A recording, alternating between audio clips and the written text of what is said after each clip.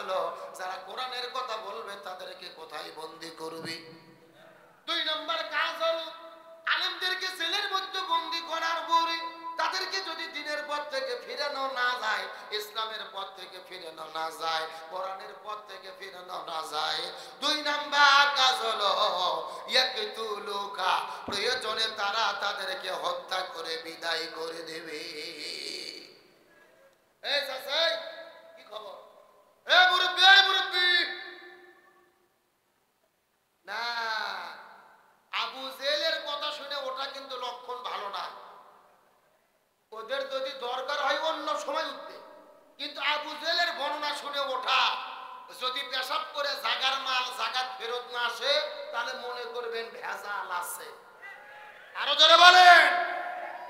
তাহলে 1 নম্বর জেলের মধ্যে বন্দী করবি, 2 নম্বর হত্যা করে বিদায় করে দেবে। এই বাংলাদেশে গত 16 বছরের মধ্যে লক্ষ্য করে দেখেছি ইসলামী আন্দোলন করার কারণে মাওলানা মতিউর রহমান নিজামী, আলী হাসান মোহাম্মদ মুজাহিদ, আব্দুল কাদের মোল্লা, আমির কাসেম আলী বিট্টু ভাই সহ ওই সালাউদ্দিন কাদের শাকা চৌধুরী সহ যেই মানুষদেরকে ফাঁসির দড়িতে ঝুলাইয়া হত্যা করে বিদায় করে দেওয়া হয়েছে, এই মানুষদের কোনো দোষ ছিল না রে, এই মানুষদের কোনো অন্যায় ছিল না।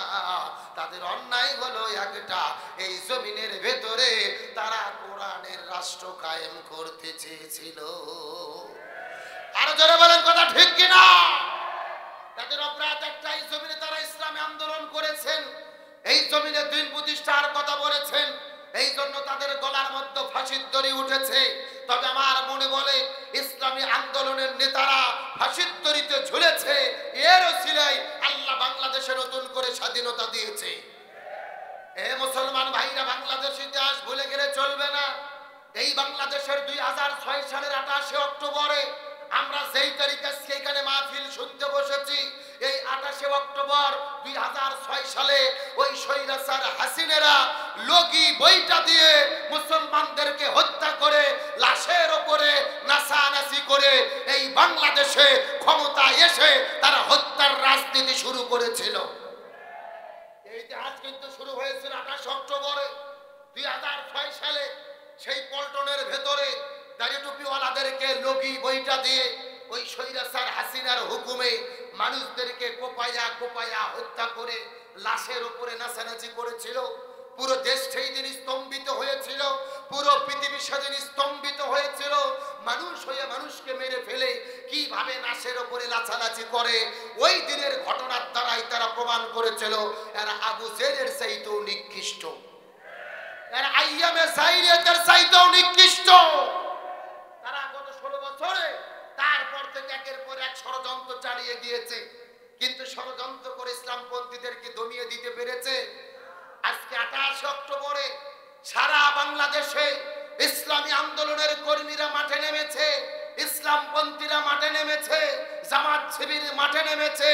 ওরা চেষ্টা করেছিল 28 অক্টোবরে ইসলামকে শেষ করে দেবে।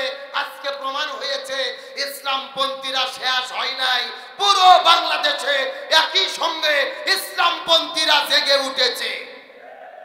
আর বাংলাদেশ নতুন করে স্বাধীন হওয়ার পরে আমরা দেখতে পারতেছি ইসলামের গণজোয়ার চলতেছে, হাজার হাজার লক্ষ লক্ষ মানুষেরা ইসলামপন্থীদের দিকে ধাবিত হচ্ছে।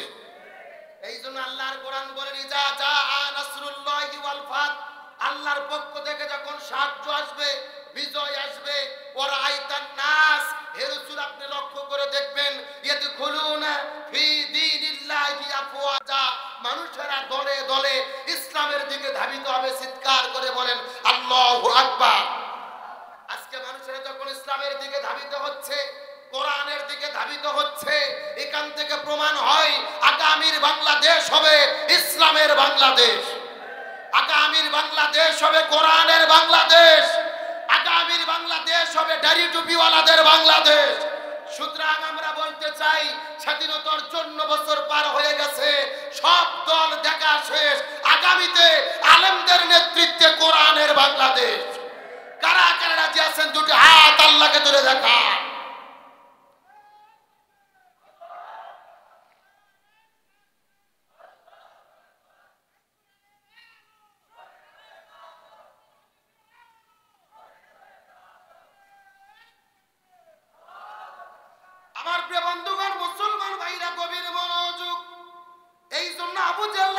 কাজ করবে। প্রথম নম্বর কাজ হলো কোরআনের হক কথা যারাই বলবে তাদেরকে তারা জেলের মধ্যে বন্দী করবে। 2 নম্বর জেলের মধ্যে বন্দী করার পরে যদি তাদেরকে দিনের পথ থেকে ফিরানো না যায় প্রয়োজনে তারা তাদেরকে হত্যা করে বিদায় করে দেবে। আর 3 নম্বর কাজ হলো এই জমিনের ভেতরে যাদের জনপ্রিয়তা বেড়ে যাবে, যাদের মাহফিলে হাজার হাজার লক্ষ লক্ষ মানুষের সমাবেশ ঘটবে, ওই আলেমদেরকে দেশে থাকতে দেবে না। লিইউখরিজুকা, তাদেরকে তারা দেশ থেকে বের করে দেবে। এই বাংলাদেশে আমরা লক্ষ্য করে দেখেছি ওই কোরআনের পাখি আল্লামা দিলওয়ার হোসেন সাঈদীর পরে সবচাইতে বেশি জনপ্রিয়তা অর্জন করেছিল আমাদের প্রিয় ভাই ডক্টর মিজানুর রহমান আল আজহারি। আরো জোরে বলেন। ওই আজহারি ভাই জনপ্রিয়তা অর্জন করার কারণে এই দেশের মধ্যে তাকে থাকতে জায়গা দেওয়া হলো না, তাকেও বাংলাদেশ থেকে মালয়েশিয়া যাইতে বাধ্য করা হলো। এই জন্য আবু জেল্লা 3টা কাজ করবে। 1 নম্বর জেলে বন্দী করবে, 2 নম্বর হত্যা করবে, 3 নম্বর দেশ থেকে বের করে দেবে। এখন আমি আপনাদেরকে জিজ্ঞাসা করি, বলেন তো এই কুড়িগ্রামের মুসলমান এই গত 16 বছরের ভেতরে এই স্বৈরাচারেরা এই 3টা কাজ করছে নাকি করে নাই? এ জোরে বলেন, করছে নাকি করে নাই? কিন্তু আবু জেল তো বিদায় নিয়ে চলে গেছে। আল্লাহ তাআলা আবু জেলের বাড়িকে কিন্তু বাড়ি রাখে নাই, আবু জেলের বাড়িকে বানাইছে ইন্টারন্যাশনাল পায়খানা। আরো জোরে বলেন। তাহলে আমাদের দাবি হলো এই বাংলাদেশের মধ্যে যিনি আবু জেল ছিল, স্বৈরাচার ছিল, ওই গণভবন থেকে তিনি পালিয়ে চলে গেছে। আমার দেশের তত্ত্বাবধায়ক সরকার বলেছে ওই গণভবনকে বানানো হবে জাদুঘর। আমরা সরকারকে বলতে চাই ওই গণভবনকে জাদুঘর বানাবেন না, ওই গণভবনকে আমার দেশের মানুষের জন্য ইন্টারন্যাশনাল পায়খানা বানানো দরকার। কথা কোন ঠিক কিনা? আবু জেলের বাড়িতে মানুষ হজ উমরা করতে যাইয়া বেশি করে খায় আর টয়লেট করে পায়খানা করে। আমার দেশের স্বৈরাচারের বাড়ি কেউ টয়লেট বানালে কিয়ামত পর্যন্ত বাংলাদেশ যতদিন থাকবে মানুষ ততদিন মনে রাখবে যে ওরা স্বৈরাচার ছিল। স্বৈরাচার পালানোর জন্য আমরা খুশি না বেজার? আল্লাহ তোমার দরবারেতে হাজার শুকরিয়া, আল্লাহ তোমার দরবারেতে হাজার শুকরিয়া। হাসিনা পালাইছে দেশটা ছাড়িয়া, সকলের মুখে হাসি আসলো ফিরিয়া। আরো জোরে বলতে হবে। স্বৈরাচার পালাইছে হে দেশটা ছাড়িয়া, সকলের মুখে হাসি আসলো ফিরিয়া। আরো জোরে বলতে হবে। কোথায় আওয়ামী লীগ, কোথায় কাদের কাকা, কোথায় গেল ওই জালেমের গরম গরম কথা? কোথায় আওয়ামী লীগ, কোথায় কাবুয়া কাকা, কোথায় গেল ওই জালেমের গরম গরম কথা? খেলা হবে, খেলা হবে, খেলা হবে, খেলা হবে, খেলা হবে, বইলা কাকা গেল পালাইয়া। এ কথা কোন? ওরা বলেছিল খেলা হবে, খেলা হবে, কিন্তু আসল খেলা যখন শুরু হলো ওদের খুঁজে পাওয়া গেল। এই জন্য বলা হয় অহংকার করা ঠিক। আবার তো বন্ধুগণ মুসলমান ভাইরা গভীর মনোযোগ। এই জন্য যদি আমরা সম্মান পেতে চাই সম্পর্ক রাখতে হবে কাদের সাথে? আরো জোরে বলেন। কথাগুলো সুন্দর করে বোঝার চেষ্টা করবেন। এই কোরআনের সঙ্গে যদি সম্পর্ক থাকে আল্লাহ তাআলা কেমন করে তার সম্মানকে বৃদ্ধি করে দেয় গভীর মনোযোগ দিয়ে বোঝার চেষ্টা করবেন। একদিন আমার নবীজি গভীর রজনীতে ঘর থেকে বের হওয়ার পরে আস্তে করে যখন বিবি খাদিজার ঘরের মধ্যে গেল, বিবি খাদিজার ঘরের মধ্যে যাওয়ার পরে লক্ষ্য করে তাকে খাদিজা ঘুম পাড়তেছে। এমন সময় আমার নবীজি বিবি খাদিজার কপাল বরাবর চুম্বন করেছে। চিৎকার করে বলেন রাসূল খাদিজার কোথায় চুম্বন করেছে? দেখি কপালে চুম্বন করা কি শুধু কি জায়েজ সুন্নাত? জোরে বলেন কি? কিন্তু এখন আমি আপনাদের প্রশ্ন করি, বলেন তো দেখি স্ত্রীর কপালে চুম্বন করা হলো সুন্নাত, এই সুন্নাতটা কখন পালন করবেন? বিয়ের আগে না বিয়ের পরে? আর কথা কয় না বাঙালি রে। অথচ অথচ বাংলাদেশের মধ্যে লক্ষ্য করে দেখা যায় ওই 14ই ফেব্রুয়ারি যখন চলে আসে স্কুল কলেজ ভার্সিটিতে রমনার বটমূলে পার্কে পার্কে লেকে লেকে ওই কলেজের ভেতরে কত যুবক যুবতী কপত কপতি কুকুরের মতো জোড়া লাগে। এ যুবকেরা কথা কও। এখন আমি আপনাদের জিজ্ঞাসা করি, বলেন তো দেখি, ওই ভালোবাসা দিবসের নাম দিয়ে যেই ছেলে মেয়েগুলো চোরাচুরি লাগে চুমাচুমি করে, এরা বিয়ের আগে করে না বিয়ের পরে? আরো জোরে বলেন। কিন্তু বিয়ের আগে প্রেম ভালোবাসা জায়েজ। এই 14ই ফেব্রুয়ারি আছে না নাই? আমি স্পষ্ট করে বলেছি, মুসলমানদের ভালোবাসা সারা বছর চলবে, সারা মাস চলবে। নির্দিষ্ট দিনে ইসলামে ভালোবাসা জায়েজ। নির্দিষ্ট দিনে যেই জন্তু বাংলাদেশে ভালোবাসা করে এদের নাম হলো কুকুর।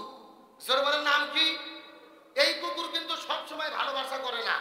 দেখবেন যখন কার্তিক মাস, বারণ হবে না, যেরকম ছিল ওরকম করে। কার্তিক মাস, জোরে বলেন কি মাস? কার্তিক মাস যখন আসে রাস্তা ঘাটে পাড়া জঙ্গলে ওতে ঘাটে দেখবেন 2টা করে কুকুর জোড়া লাগে থাকে। আছে না নাই? আজ থেকে 4 বছর আগে কুমিল্লার কিছু দাওয়াতে তাবলীগের ভাইরা কুমিল্লা থেকে আমাদের বগুড়াতে এসেছে, আর 2টা কুকুর রাস্তার উপরে এমন ভাবে জোড়া লেগছে, হুজুরগুলো দেখে শুধু বলতেছে সে সে, কিন্তু কুকুরগুলো কোনো কথা শোনে না, ঘাসের লাগান চাই আছে। আমি আসতে পারে কুকুরের কাছে যে বললাম, কে রে কুকুর, তোদের কি লজ্জা শরম নাই? প্রেম ভালোবাসা করবি, আরা জঙ্গল আছে ওতে ঘাট আছে সেখানে কর, সদর রাস্তায়। তখন কুকুরগুলো আমার চোখের দিকে চোখ দিয়ে বলতেছে, হুজুর শুধু আমাদেরটাই দেখতেছেন, শুধু আমাদেরটাই ভুল ধরতেছেন।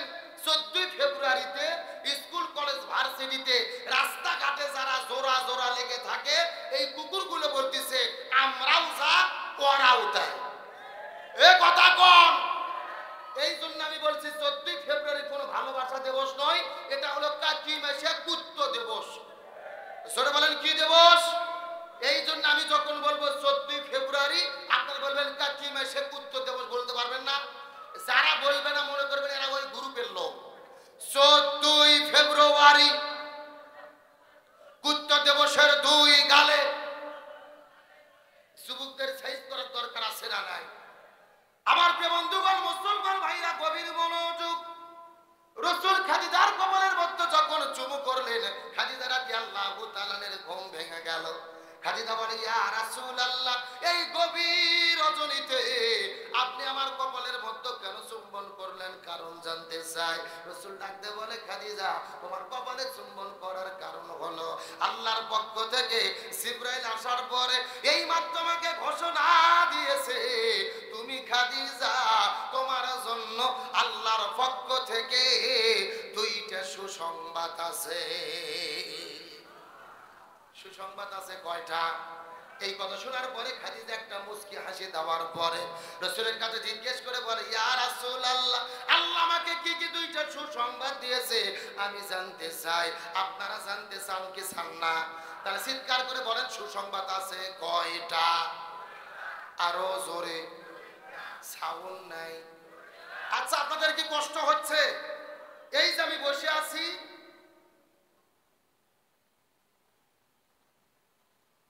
আমার সামনে দিয়ে একেবারে সোজা 2 ভাগ, ডান দিকে 1 ভাগ, বাম দিকে আর 1 ভাগ।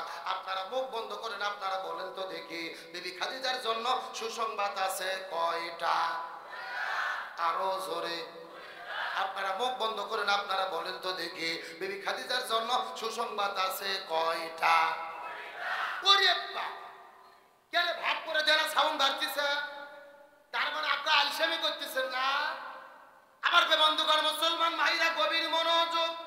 ডানে যারা আছেন কথা বলবেন, বামে যারা আছেন কথা বলবেন, মঞ্চে যারা বসে আছেন তারাও কথা বলবেন। সবাই মিলে চিৎকার করে একসঙ্গে বলেন তো দেখি, বিবি খাদিজার জন্য সুসংবাদ আছে কয়টা? আরো জোরে, জোর হলো না। গভীর মনোযোগ দিয়ে কথাগুলো বোঝার চেষ্টা করবেন। খাদিজা মুস্কি হাসিতে রাসূলের কাছে জিজ্ঞেস করে বলে, ইয়া রাসূলুল্লাহ, আল্লাহর পক্ষ থেকে কি সুসংবাদ আছে বলেন তো দেখি। রাসূল বলে, খাদিজা তোমার জন্য প্রথম নম্বর সংবাদ হলো আল্লাহ তাআলা ঘোষণা করেছে তুমি সর্বপ্রথম কালেমা পড়ে মুসলমান হয়ে দিয়েছো, তোমার যত সম্পদ ছিল মুসলমানদের জন্য ব্যয় করে দিয়েছো, ইসলামের জন্য তুমি ব্যয় করে দিয়েছো।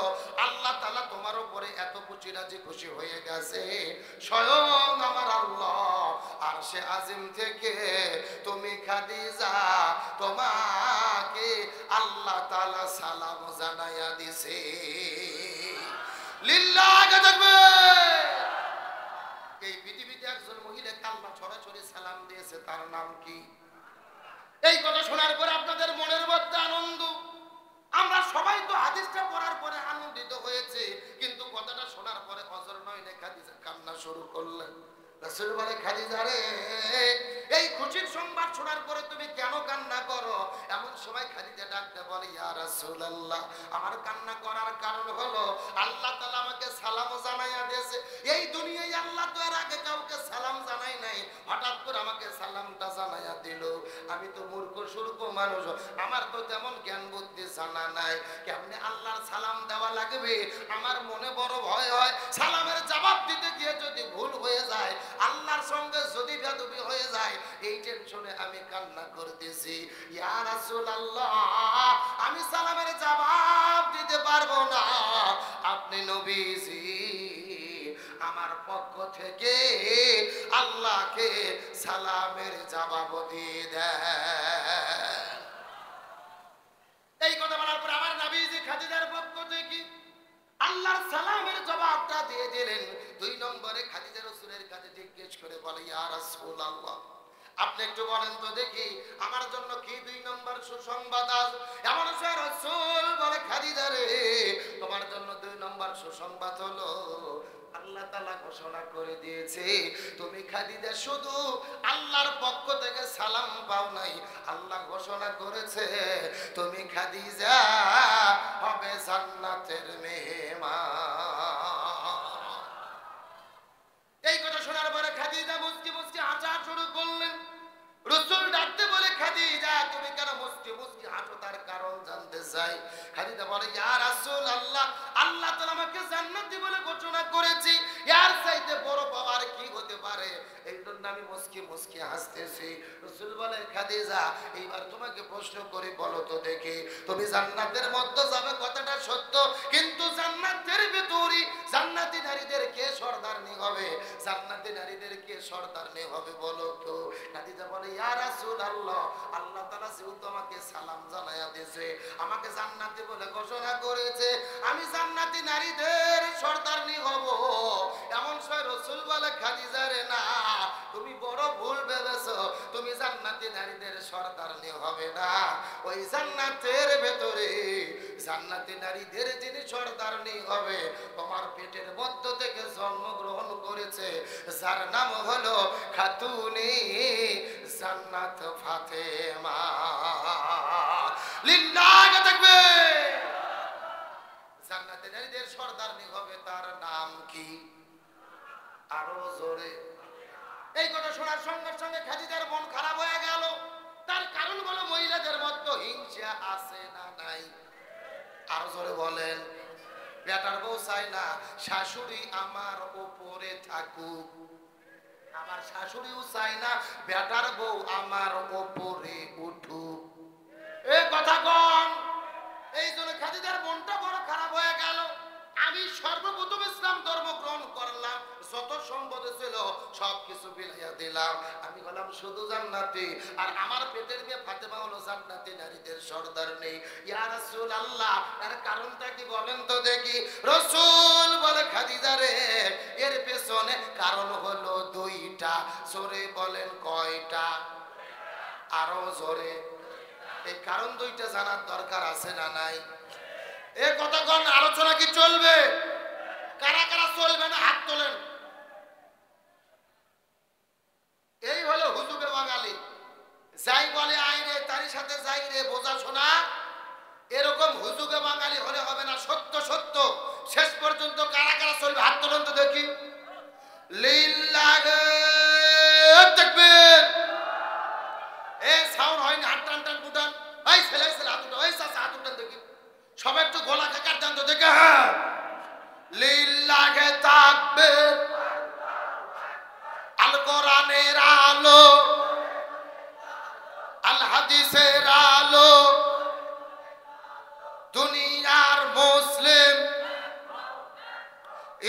ইসলামের শত্রুরা কোরআন আছে যেখানে, হাদিস আছে যেখানে,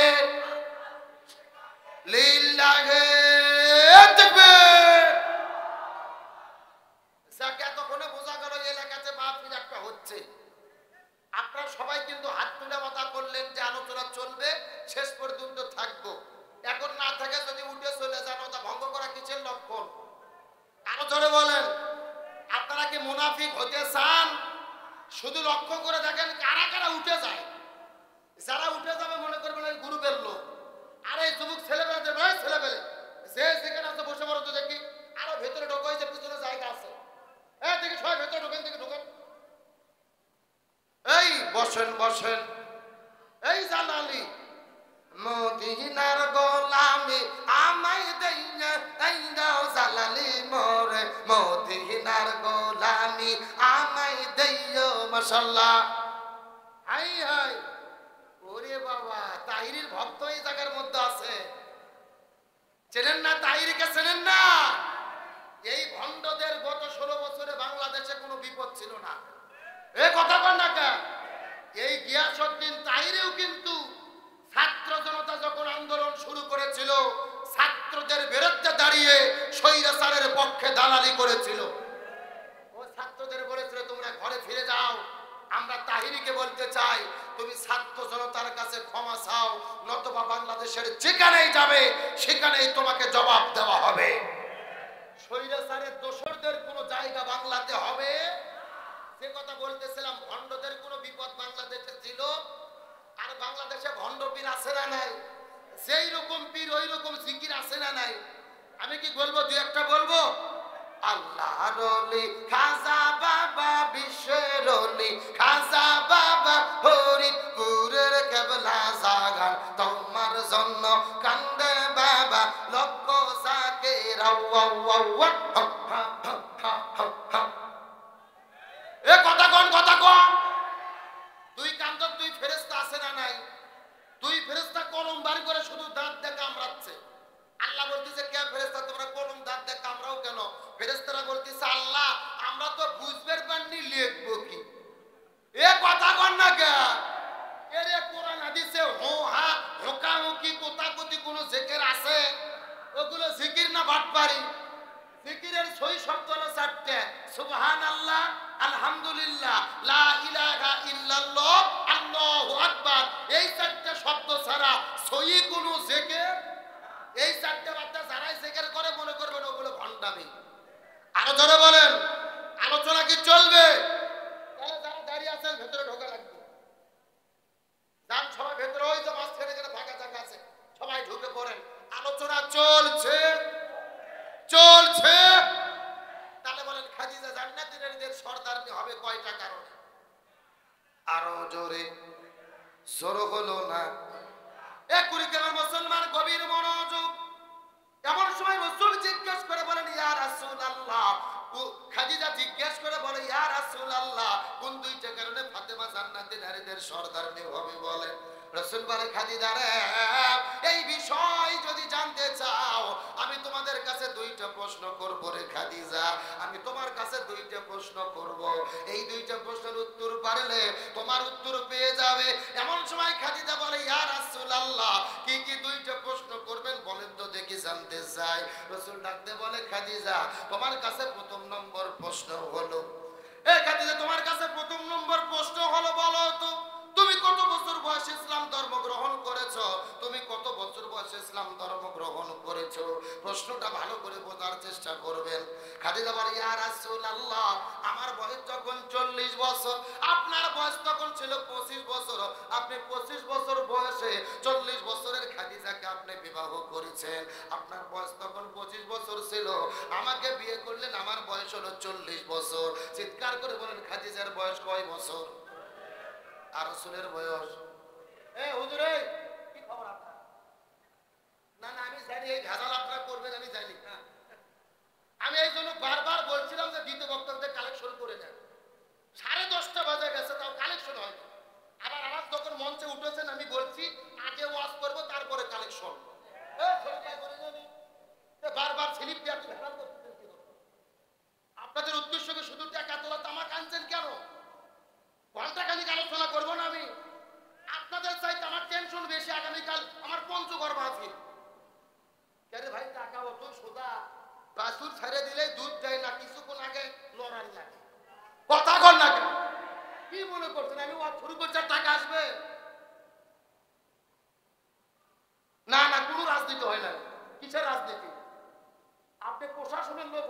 কেমনে বললেন আপনি? কি আর এই এলাকার হিজড়েদের চাইতে বেশি শক্তি আছে? আপনি প্রশাসনের লোক বলতেছেন রাজনীতি করে না, কিসের রাজনীতি? আমরা কোন রাজনীতি করেছি? আমরা স্বৈরাচারদের বিরুদ্ধে বলেছি যারা আলেমদের জুলুম করেছে। দয়া করে আর স্বৈরাচারীর দালালি করবেন না। ওরা বাংলাদেশ থেকে পালিয়ে গেছে, ওদের জায়গার বাংলাদেশে হবে না। আমরা স্বৈরাচার বাদ দেওয়ার কারো বিরুদ্ধে বলছি, আর স্বৈরাচারের বিরুদ্ধে যদি বলা না যায় এরকম ওয়াজ বাদ দিয়ে মমতাজের গান করা ভালো। কোরআনের আলোচনা চলছে, আমি যেই কথাগুলো বলছি কোরআনের দলিল ছাড়া বলছি। যে কোরআন যদি আবু জেহেলদের সাথে মিলে যায় আমার কি দোষ? ওই আবু জেহেল যেই কয়টা তিনটে কাজ করছে আমার দেশের হাসিনাও একই তিনটে কাজ করছে। আমি কোরআন থেকে প্রমাণ করেছি না? এটার প্রমাণ যদি আমি কোরআন থেকে বের করে দিতে না পারতাম এখানে লাখে সেজুদ্দে চলে যেতাম। কথা হবে কোরআন থেকে। স্বৈরাচার হাসিনা দেশে থাকতেই আমি কথা বলা ছাড়িনি, আর আজকে তো তার স্বামীর বাড়ি চলে গেছে। আলোচনা চলছে, চলবে, কোন জালিমের কাছে মাথা নত হবে না। আপনারও চাকরি যাবে না, টেনশন করেন না। কেমনে আপনার প্রমোশন পাওয়া লাগে আমি দেখবো। এ কথা কোন থাকে? আপনি তো আর কোনো মানুষ হত্যা করেননি। মানুষ মারছে পুলিশ, র্যাব, আর্মিও শুরু করছিল, কিন্তু পরে ব্যাগ আদাত করে সাইড আছে। আপনারা মানুষ মারেননি, খুন করেননি, অতএব টেনশন নাই। সৎ পথে থাকেন, আল্লাহ সম্মানের ইজ্জত বেড়ে দেবে। আর একটা কথা মনে রাখবেন, জালেমের জুলুমের বিরুদ্ধে কথা বলা সবচাইতে বড় জিহাদ। খালি অস্ত্র ধরাই জিহাদ, ওই হাসিনের বিরুদ্ধে কথা বলা বড় জিহাদ। ও জিহাদ যদি করে না যায় ওয়াজ দিয়ে সারা বছর লাভ নাই। আলোচনা চলছে, চলছে, কারা কারা চলবে দুটি হাত আল্লাহকে তুলে দেখা।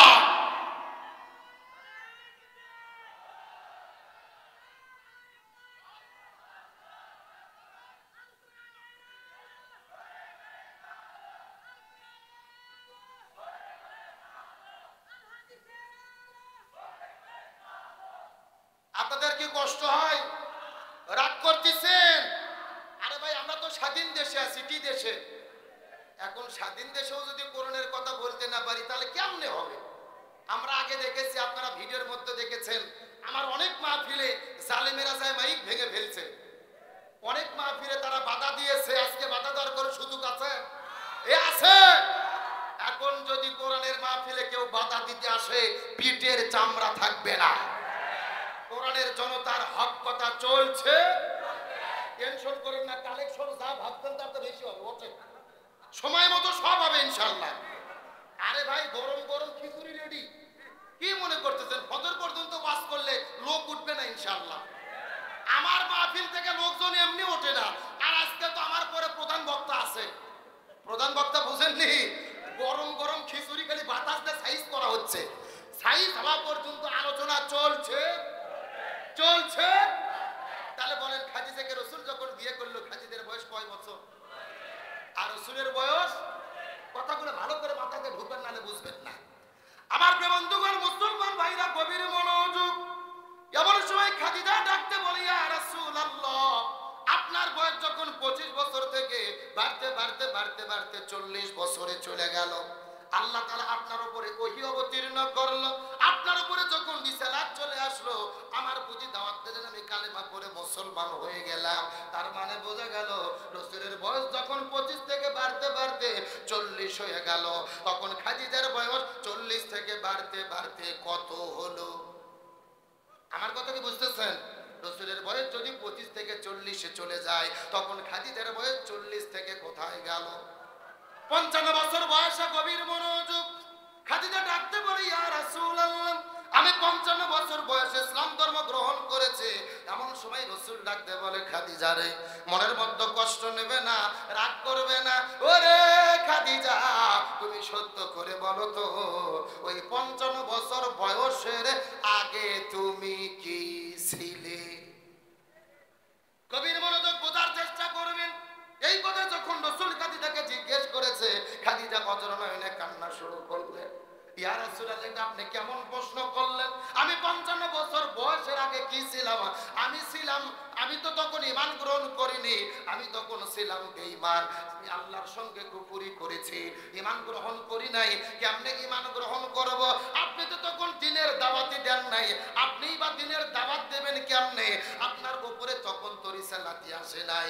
ইয়া রাসূলুল্লাহ, 55 বছর বয়সে ইসলাম ধর্ম গ্রহণ করেছে, আর তার আগে পর্যন্ত আমি কুফরি হালতে জীবন যাপন করেছি। এমন সময় রাসূল ডাকতে বললেন, খাদিজা, এবার তুমি সত্য করে বলো তো, তোমার মেয়ে ফাতেমা কত বছর কুফরি হালতে জীবন যাপন করেছে আর কত বছর বয়সে ঈমান গ্রহণ করেছে? এমন সময় খাদিজা ডাকতে বলে, ইয়া রাসূলুল্লাহ, জান্নাতি জান্নাতি জান্নাতি, আমার মেয়ে ফাতেমা জান্নাতি, আমার মেয়ে ফাতেমা আমার পেটের ভেতর থেকে জান্নাতি হইয়া জন্মগ্রহণ করেছে। এই কথা শোনার পরে খাদিজা বলে, ইয়া রাসূলুল্লাহ, আমার মেয়ে ফাতেমা পেটের মধ্য থেকে জান্নাতে জন্মগ্রহণ করেছে। এমন সময় রাসূল ডাকতে বলে, খাদিজা রে, জান্নাতি জান্নাতি, আমাদের মেয়ে ফাতেমা পেটের মধ্য থেকে জান্নাতি হয়ে জন্মগ্রহণ করার কারণে আল্লাহ ফাতেমাকে জান্নাতি নারীদের সর্দারনি বানায়া দিয়েছে। দুইটা কারণে ফাতেমা জান্নাতি নারীদের সর্দারনি। তার মধ্যে প্রথম নম্বর কারণ হলো মায়ের পেটের ভেতর থেকে জান্নাতি হয়ে জমিনের মধ্যে জন্মগ্রহণ করেছে। খাদিজা ডাকতে বলে, ইয়া রাসূলুল্লাহ, দুই নম্বর কারণটা কি? রাসূল বলে, খাদিজা রে, তোমার কাছে দুই নম্বর প্রশ্ন হলো, বলো তো দেখি, তোমার হাতটা কেমন, পাউটা কেমন, তোমার বুকের চেহারাটা কেমন, তোমার শরীরের ঢপটা কেমন, এই দুনিয়ার কত মানুষে বলতে পারবে বলো তো? খাদিজা বলে, ইয়া রাসূলুল্লাহ, এটা আপনি কেমন প্রশ্ন করলেন? আমি মক্কার সবচাইতে ধনবতী রমণী, আমি ছিলাম মক্কার ভিতরে সবচাইতে ধনবতী রমণী। আমার বাবা মারা যাওয়ার পরে আমি মক্কা মদিনা সিরিয়া দামেস্কে ব্যবসা করেছি, হাজার হাজার মানুষের সঙ্গে দেখা করেছি। সেই সময় তো পর্দার কোনো বিধান ছিল না। হাজার হাজার মানুষে বলতে পারবে আমার হাতটা কেমন, আমার পাউটা কেমন, আমার চোখটা কেমন, চেহারাটা কেমন, হাজার হাজার মানুষে বলতে পারবে। এমন সময় রাসূল লাগতে বলে, খাদিজা, মনের মধ্যে কষ্ট নিও না, হাজার হাজার মানুষে বলতে পারবে তোমার চেহারাটা কেমন। এখন তুমি বলো তো দেখি, তোমার পেটের মধ্য থেকে জন্মগ্রহণ করেছি ওই ফাতেমার চেহারাটা কেমন, হাতটা কেমন, পাউটা কেমন, এই দুনিয়ার কত মানুষে বলতে পারবে বলো তো দেখি। খাদিজা বলে, ইয়া রাসূলুল্লাহ, আমার মেয়ে ফাতেমা পর্দানিশী, পর্দানিশী, আমার মেয়ে ফাতেমা পর্দানিশী, এই দুনিয়ার কোন মানুষে ফাতেমার চেহারা সম্পর্কে বলতে পারবে না। রাসূল বলে, খাদিজা রে, পর্দানিশী, পর্দানিশী, আমাদের মেয়ে ফাতেমা পর্দানিশী, আর পর্দানিশী হওয়ার কারণে আমার আল্লাহ রাব্বুল আলামিন ওই ফাতেমাকে জান্নাতি নারীদের, জান্নাতি নারীদের সর্দারনি বানায়া দিয়েছে। লিল্লাহি তাকবীর। তাহলে কারণ হলো পর্দা। জোরে বলেন, কারণ কি? আরো জোরে। কেরে ভাই, পর্দার মিছিল করতে কি ভয় লাগতেছে? কারণ হলো পর্দা। জোরে বলেন, কারণ কি? আরো জোরে। এখন বলেন তো দেখি, ওই পর্দার দরকার আছে না নাই? কিন্তু কুড়িগ্রাম জেলার মা বোনেরা কি পর্দা করে? করে। কুড়িগ্রাম জেলার মা বোনদের ধরন বলিতে লাগে শরম সকালবেলা, আর সকালবেলা বোরকা পরে, বিকেল বেলা ওড়না নাই। দাদা ভাই, ডিজিটাল দেশ বুঝিয়ে টাই। এ কথা কর না গা। দেখবেন সকালে এমন ভাবে বোরকা পরেছেন আর কোনো বুদ্ধি, আবার বিকেলে বোরকা তো দূরের কথা, শরীরে ওড়না পর্যন্ত থাকে। আর ওড়না যদি দেয়, আমার দিকে তাকান, এরকম শুধু পেঁচাই পেঁচাই পেঁচাই, একেবারে পেঁচে পেঁচে দড়ির মতো চিকন করে চকলেটের মতো মোড়াইয়া গলার মধ্যে দিয়ে পিছন দিকে ফেলে দেয়। আছে না নাই? আচ্ছা বলেন তো, পেছনে ঢাকার কি কিছু আছে? এগুলো পর্দা না বাটপারি? আরো জোরে কন। আরে নারীগুলো ঘরের সব স্বামীর সেবা করে, এখন উল্টো দেখি নারীরা সব স্বামীকে ধরে মারে। ঠিক? কারা কারা বইয়ের হাতে মার খাচ্ছেন? হাত উঠান তো দেখি। ওই যে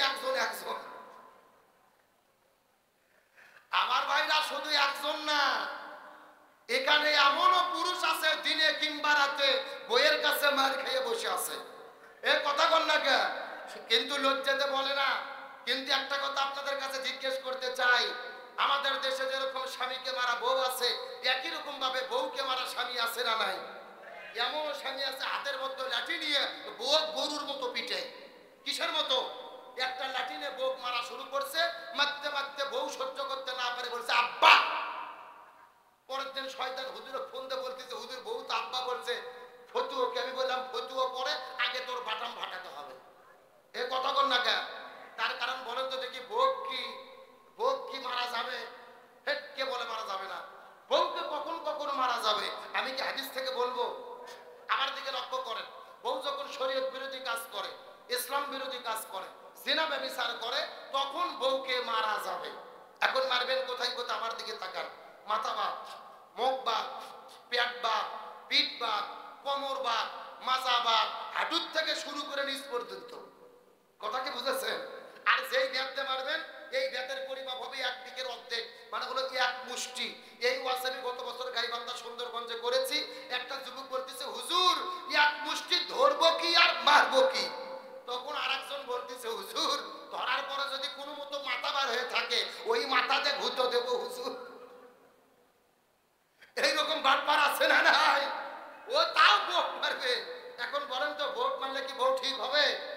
না, রসুল বলেছেন মহিলাদেরকে মারে নয়, তাদের সৃষ্টি করা হয়েছে বাম পাথরের বাঁকা হাড় দিয়ে। রসুল বলেন কি হাড়? এখন বাঁকা আরো যদি হাতুড়তে মেরে সোজা করতে চান সোজা হবে? ভেঙে মচকে যাবে। এই জন্য বউদেরকে মেরে নয়, তাকে ভালোবাসা দিয়ে সোনা ময়না কলজে টিয়ে পাখি বলে আপন করতে হবে। যেরকম সুবহানাল্লাহ। মেয়ে মানুষ এইবার যা খুশি হয়েছে ভাই, সেই রকম হুজুরি তো দরকার।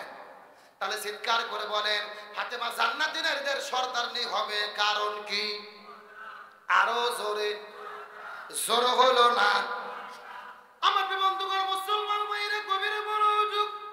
এই তিনটা কথা বলার পরে রাসূল যখন খাদিজাকে জান্নাতি বলে ঘোষণা করে দিলেন, পরের দিন সকালবেলা লক্ষ্য করে দেখা যায় বিকেল বেলা আসর নামাজের পরে আস্তে করে নবীজি যখন খাদিজার ঘরে চলে গেছে, নবীজি খাদিজার ঘরের মধ্যে যাওয়ার পরে লক্ষ্য করে দেখে বিবি খাদিজা মাটির সঙ্গে গড়াগড়িতে কান্না করতেছে। আমার নবীজি খাদিজাকে ডাকতে বলে খাদিজা তুমি কেন কান্না করো?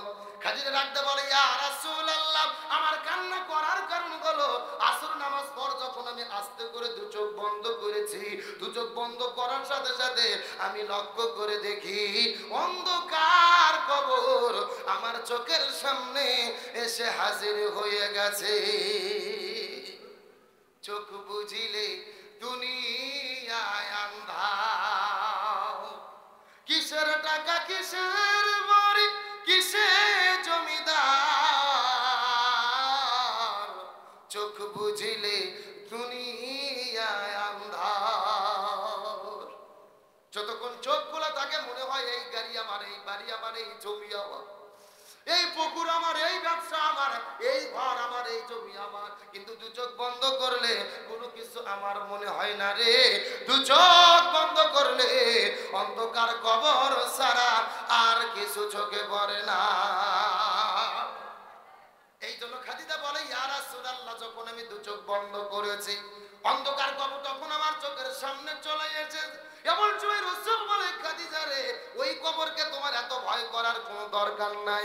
যে আল্লাহ তোমাকে জান্নাতি নারীদের সর্দারনি বলেছে তোমার এত কোনো টেনশন করার দরকার নাই। খাদিজা বলে ইয়া রাসূলুল্লাহ আমার টেনশন করার কারণ হলো ওই কবরকে আমি বড় ভয় করি, ওই কবরকে আমি বড় ভয় করি।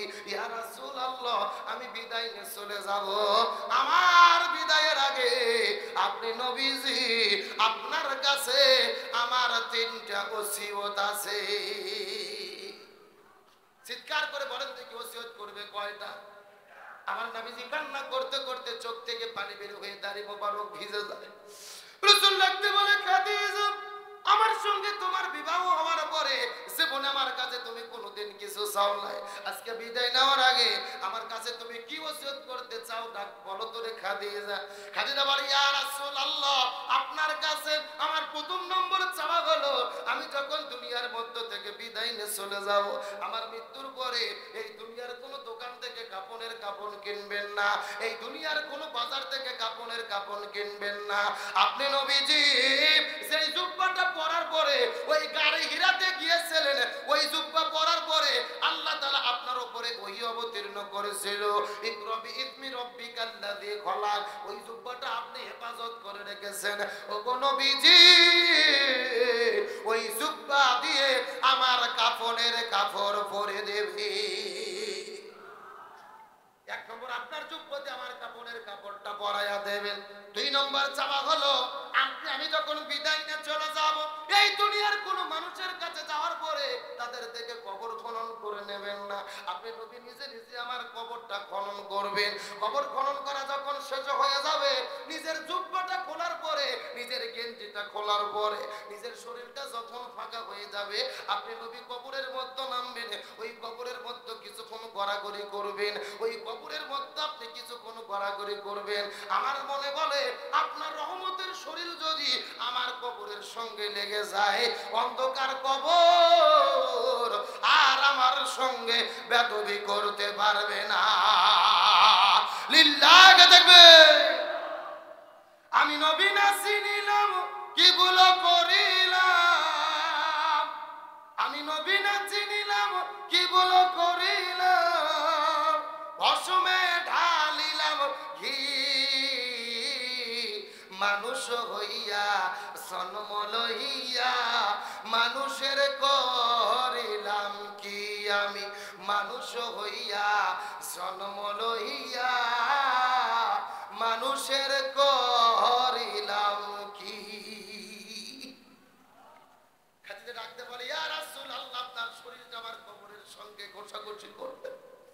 এই কথা শোনার পরে আমার নবীজি কান্না করতে করতে চোখ থেকে পানি বের হয়ে দাড়ি মোবারকটা ভিজে যায়।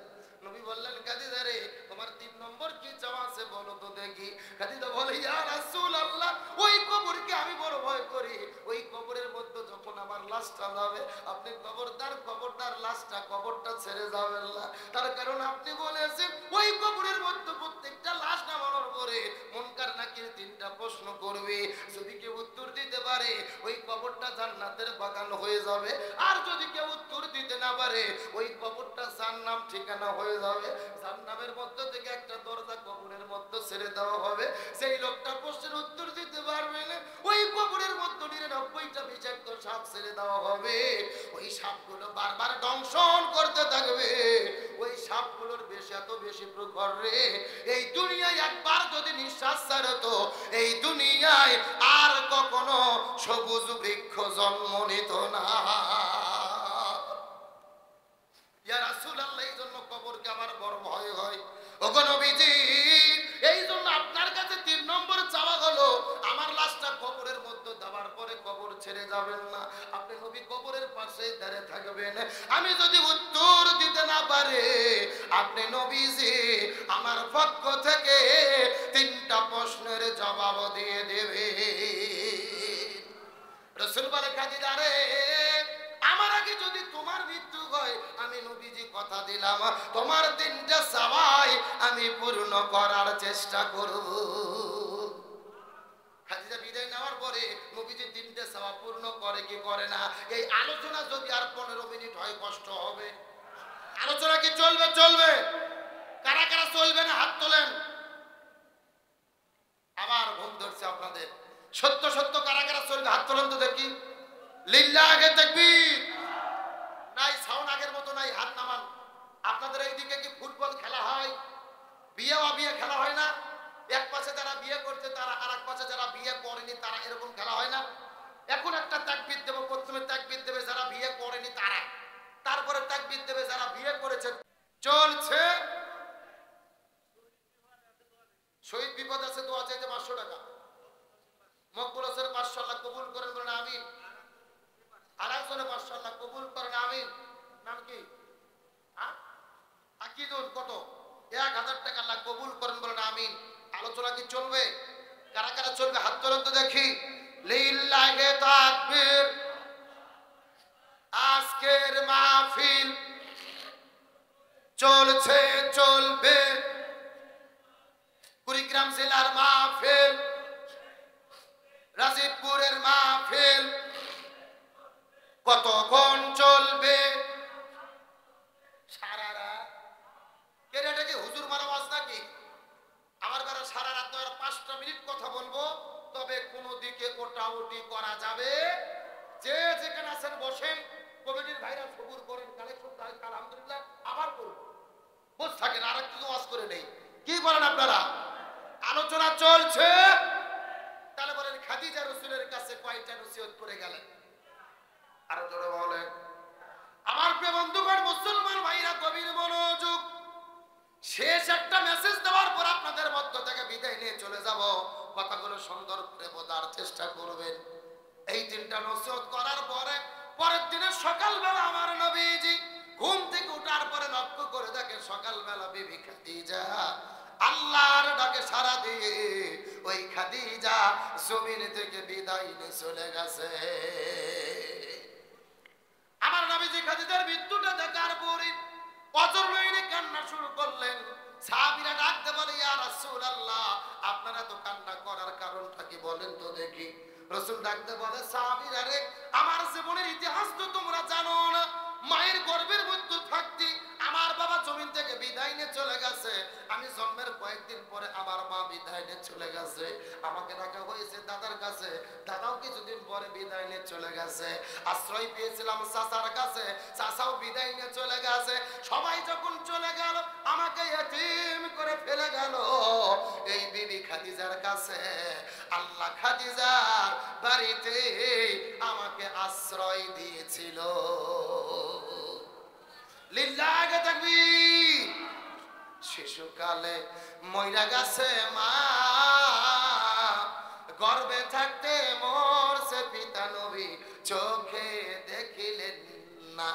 আমায় কে করিবে লালন পালন, কে দিবে সান্ত্বনা। এই দুনিয়ার বড় এতিম নবী ছিলেন একজনা। আমার নবীজি খাদিজার পাশে দাঁড়িয়ে কান্না শুরু করলেন। আস্তে করে ঘরের মধ্যে যাওয়ার পরে ওই যে পুরাতন যেই জুব্বা ছিল, ওই জুব্বাটা বের করে আনার পরে ফাতেমার হাতের মধ্যে উঠাইয়া দিল। পরে ফাতেমা রে, এই জুব্বাটা দিয়ে তোমার মায়ের কাপড়ের কাপড়টা পরাইয়া দাও। ফাতেমা কান্না শুরু করলেন, বাবা এটা আপনি কেমন কথা বললেন? আমি তোমার কাছে কতদিন গল্প শুনেছি, আমার মাও ছিল মক্কার সবচাইতে ধনবতী রমণী, এত এত সম্পদ ছিল মা, অথচ ওই মাসকে বিদায় নিয়ে চলে গেল। দুনিয়ার কোন দোকান থেকে একটা কাপড় কেনার মতো কি আপনার সামর্থ্য নাই? একটা কাপড় কেনার মতো কি আপনার টাকা নাই? আপনি পুরাতন জুব্বা দিয়ে আমার মায়ের লাশটাকে দাফন করে কবরের মধ্যে দেবেন। রাসূল বলেন, ফাতেমা রে, তুই ছোট্ট মিয়া, তুই বুঝতে পারবি না। এই জুব্বা কোনো সাধারণ জুব্বা নয়। এই জুব্বার সঙ্গে আছে আমার আল্লাহর কোরআনের সম্পর্ক। লিল্লাহি তাকবীর। জুব্বার সাথে কিসের সম্পর্ক? আরো জোরে বলেন। এ কুড়িগ্রামের মুসলমান গভীর মনোযোগ। এই শেষ কথাটা ভালো করে মাথার মধ্যে ঢোকানোর চেষ্টা করবেন। এই কোরআনের সঙ্গে জুব্বার সম্পর্ক, এই জন্য জুব্বাটাতে কাপড়ের কাপড় পরায় দিতে চায়। এখন আমি আপনাদের জিজ্ঞাসা করি, বলেন তো, যদি কোরআনের সঙ্গে কারো সম্পর্ক থাকে, তার সম্মান বাড়ে নাকি কমে? এই যে আজকে আপনাদের মাহফিলের সম্মানিত সভাপতি, আপনাদের এই যে রাজীবপুর রাস্তার পাশে একটা গাছ লাগাইছিল, একটা বিশাল বড় মেহগনি গাছ, ওই গাছটা কাটার পরে, ওই গাছটা নিয়ে যে মেশিন দিয়ে ফাড়ানোর পরে ওই গাছের মধ্য থেকে কাঠ বের করা হয়েছে। একই গাছের কাঠ দিয়ে 3টে জিনিস বানাইছে। জোরে বলেন কয়টা? 1 নম্বর হলো খাট, 2 নম্বর হলো সোফা, আর 3 নম্বর কোরআন রাখে, তার নাম কি? একটা হলেন খাট, একটা সোফা, আর একটার নাম হলো রিহাল। খাটের দাম হলো 50,000 টাকা, আর সোফার দাম হলো 30,000 টাকা, রিহালের দাম হলো 20,000 টাকা। একই গাছের কাঠ দিয়ে এগুলো বানানোর পরে একই দোকানের মধ্যে রেখে দিয়েছে। প্রতিক্রমে আপনাদের মসজিদের আপনাদের আজকের মাহফিলের সভাপতি দোকানে গেছে, নতুন বাসা করেছে, ফার্নিচার গুলো কেনা দরকার, যাওয়ার পরে 3টা জিনিস কিনেছে, একই ঘরের মধ্যে রেখে দিয়েছে। 1 নয় 2 নয় 10 বছর পার হয়ে গেছে। চলে বলেন কয় বছর? 10 বছর পরে খাট আর সোফার মধ্যে গল্প হচ্ছে, একই ঘরের মধ্যে তাদের জায়গা। সোফা ডাকতে বলে খাট ভাই তোমার দিন পথ কেমন যাচ্ছে বলো তো দেখি। খাট ডাকতে বলে সোফা রে আমার অবস্থা তেমন ভালো না, আমি খাট আমাকে বানানো হয়েছে এই খাটের উপরে থাকা যাবে 4 জন। জোরে বলেন কয়জন? আমি খাট আমাকে বানাইছে 4 জন থাকার জন্য। কিন্তু মাঝে মধ্যে এলাকার ভেতরে আব্দুল সালাম যুক্তিবাদীর যদি তাফসীর মাহফিল হয়, অথবা ঈদের পরে যদি আত্মীয়স্বজন বাড়িতে আসে, অথবা বিয়ের কোনো অনুষ্ঠান যদি বাড়িতে হয়, থাকা যাবে 4 জন, মানুষ ওঠে 8 জন। কথা কি বোঝা যায়? তার মানে খাট বলতেছে আমার অবস্থা তেমন ভালো। খাট এখন সোফাকে জিজ্ঞাসা করে বলো সোফা ভাই তোমার অবস্থা কি বলো তো দেখি। সোফা ডাকতে বলে খাট ভাই তোমারও অবস্থা যা আমারও অবস্থা তাই। আমি বললাম সোফা এই সোফার উপরে বসার একটা আদব আছে না নাই? এই যে আমরা 4 জন লোক সোফার উপরে বসে আছি, আদব নিয়ে কিন্তু বসে আছি, কিন্তু সোফা বলতেছে এমন লোক মাঝে মধ্যে আমার উপরে ওঠে, নিচে থাকে না, মাঝে মধ্যে লাফ দিয়ে উঠে উপরে বসে। আছে না নাই? আর এইরকম যদি ডবল সোফা হয়, ডাবল মানে 2 জন বসা, বুঝেন না? আর যদি ডাবল সোফা হয়, ডাবল সোফা ডাকতে বলতিছে উপরে উঠে বসাই তো শেষ নয় রে। ওই খাটের উপরে যখন লোকের জায়গা হয় না, এমনও যুবক আছে জিন্সের প্যান্ট পরে আমার উপরে শুয়ে পড়ে। তার মানে সোফাও বলতিছে আমার অবস্থা তেমন ভালো।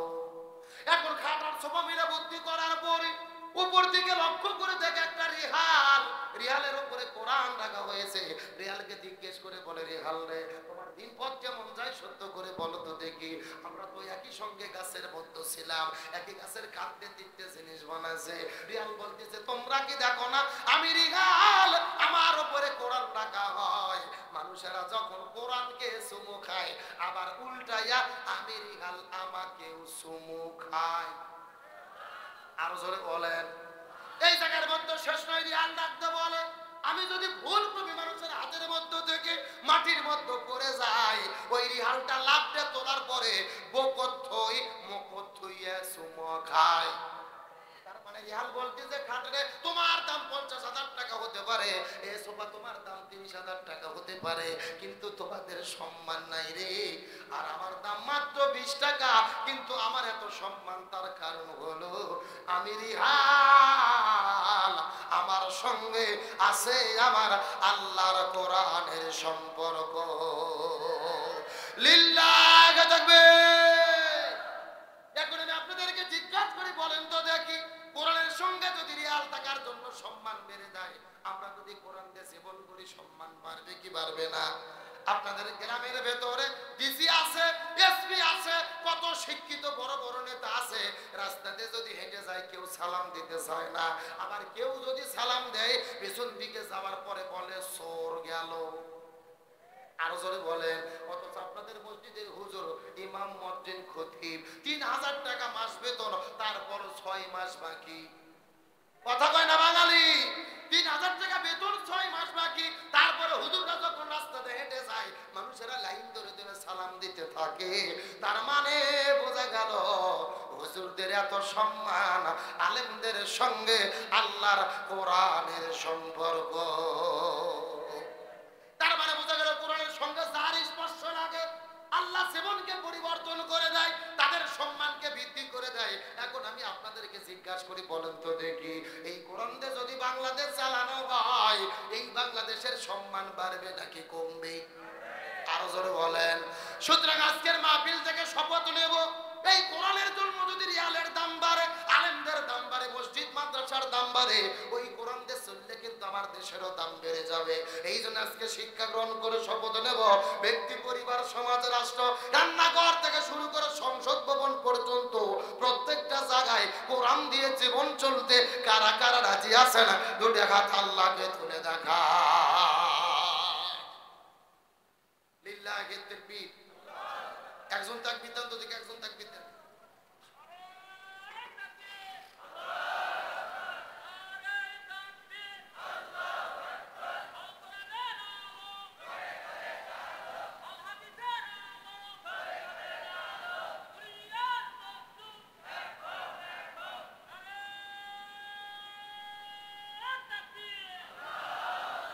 আল্লাহ কবুল করুক, বলেন আমিন।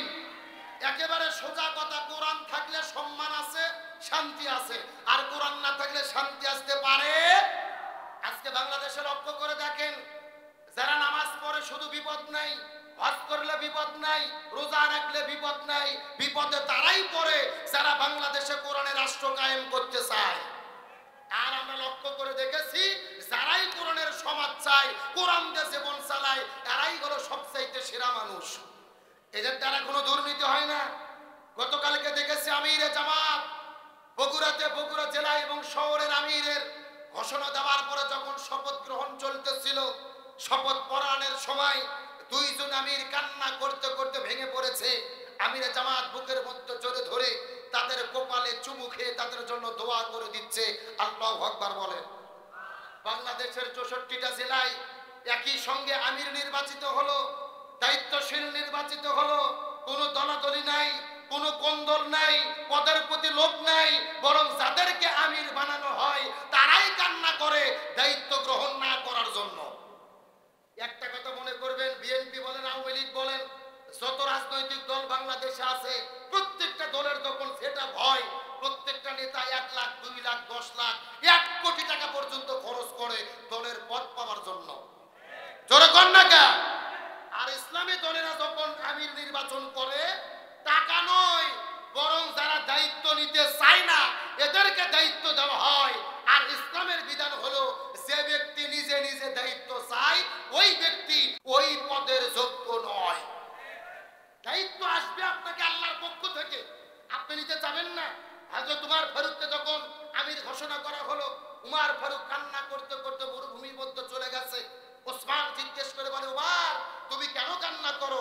উমর ফারুক বলতেছে, আমি তো রাখাল ছিলাম, আমাকে বানানো হলো অর্ধ পৃথিবীর খলিফা, আমি কিভাবে দায়িত্ব পালন করব? আমি যদি আমানতের খেয়ানত করি আল্লাহর কাছে কেমনে জবাব দেব? আল্লাহু আকবার বলে। হযরত উমর ফারুক বলেছিল, ফুরাত নদীর তীরে একটা পশু যদি না খেয়ে মারা যায় আল্লাহর কাছে জবাব দিতে হবে। তাহলে ইসলামী দলগুলোর মানুষেরা দায়িত্ব চায় না, এদের উপরে দায়িত্ব আসে, আর এরা দায়িত্ব পালন করতে গিয়ে দুর্নীতি করে না। এখান থেকে বোঝা যায় এই মানুষগুলো যদি কোরআন দিয়ে দেশ চালায় দেশে কোনো দুর্নীতি হবে না। আমরা জামাত ইসলামের 2 জন মন্ত্রীকে দেখেছিলাম, আলী হাসান মোহাম্মদ মুজাহিদ, মাওলানা মতিউর রহমান নিজামী, মন্ত্রিত্ব দায়িত্ব পালন করেছে। দুর্নীতি তো দূরের কথা, 1 টাকার তারা গরমিল বের কেউ করতে পারে না। একেবারে স্বচ্ছভাবে দায়িত্ব পালন করে দেখে দিয়েছে, আলেমরাই যদি ক্ষমতা যায় তখনই দেশটা দুর্নীতি মুক্ত হতে পারে। সুতরাং এই বাংলাদেশটা আলেমদের দ্বারা কোরআন দিয়ে চলুক, আমরা চাই কি চাই না? আলেমদের নেতৃত্বে বাংলাদেশ কারা কারা দেখতে চান? দুটো হাত আল্লাহকে ধরে দেখা, লিল্লাহ তাকবীর। কোরআন দিয়ে যদি দেশ চলে তাহলে শান্তি আসবে, ন্যায় আসবে, ইনসাফ কায়েম হবে, মানুষেরা সুখে শান্তিতে ঘুমাবে, খেলাফতের শাসন কায়েম হবে। আল্লাহ বাংলাদেশটা ইসলামের জন্য কবুল করুক, বলেন আমিন। আরো জোরে বলেন আমিন। তাহলে রাসূল বলেছে, ফাতেমা এই জুব্বাটা যেন তেন জুব্বা নয়, এই জুব্বার সঙ্গে কিসের সম্পর্ক মনে নাই নাকি আপনাদের? আমার বন্ধুগণ, মুসলমান ভাইরা গভীর মনোযোগ, শেষ কথাটা আপনাদের মধ্যে বলি, ভালো করে বোঝার চেষ্টা করবেন। এই কথাটা বলার পরে ফাতেমা জুব্বাতে যখন খাদিজার শরীরে পরায়ে দেব, আমার নবীজি কবর করতে গেলেন। কবর করতে যাওয়ার পরে নিজে নিজে কবরটা খনন করার পরে শরীরের মধ্যে থেকে জুব্বাটা খুলে ফেলার পরে, জামাগুলো খুলে ফেলার পরে শরীরটা খালি করে আমার নবী কবরের মধ্যে শুয়ে পড়লেন। ওই কবরের মধ্যে কিছুক্ষণ ঘোরাঘুরি করলো। আস্তে করে যখন খাদিজার জানাজাটা হয়ে গেল, খাদিজাকে আনার পরে আমার নবীজি কবরের মধ্যে দেওয়ার পরে আসর নামাজ পার হয়ে যায়, নবী কবর ছাড়ে না। মাগরিবের নামাজ পার হয়ে যায়, মুনকার নাকির কবরের মধ্যে আসে না। আসর নামাজ পার হয়ে যায়, তারপরে মুনকার নাকির কবরের মধ্যে আসে না। শেষ পর্যন্ত মুনকার নাকির কবরে আসে কি না আসে, আর শেষ পর্যন্ত কি হয় জানার দরকার আছে না নাই? এই আলোচনা কি চলবে? কারা কারা চলবে? হাত তোলান তো দেখে। তোকে হাত তুলে হাত উঠান, সবাই হাত উঠান, লিল্লাহি তাকবীর, চিৎকার করে বলি ইয়া রাব্বাল আলামিন। আজকের মাহফিলকে আপনি কবুল করে নেন। এই মাহফিলে ওসিলা করে আমাদের সবাইকে মাফ করে দেন। এই মাহফিলে আমাদের সামর্থ্য মতো দান করার তৌফিক দেন। সকলে বলে আমিন। এখন হাতগুলো মুষ্টি করেন, মুষ্টি, হ্যাঁ। এখন আস্তে আস্তে নামাইয়া নামাইয়া নামাইয়া পকেটে ঢুকান। কোথায় ঢুকবেন? যারা 50, 100, 200, 500 টাকা দেবেন, মঞ্চে আসেননি, আপনাদের মধ্যে চাদর চলে যাবে, আপনাদের মধ্যে ব্যাগ চলে যাবে।